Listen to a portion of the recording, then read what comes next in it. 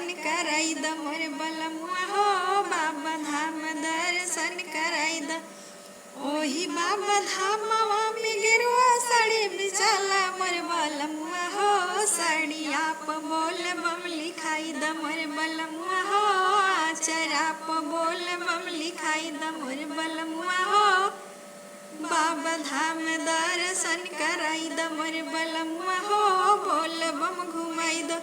ओही बाबा धामवा में टिकोली बेचाल मोर बलमुआ हो, टिकावा प बोल बम लिखाई द मोर बलमुआ हो, टिकावा प बोल बम लिखाई द मोर बलमुआ हो, बाबा धाम दर्शन कराई द।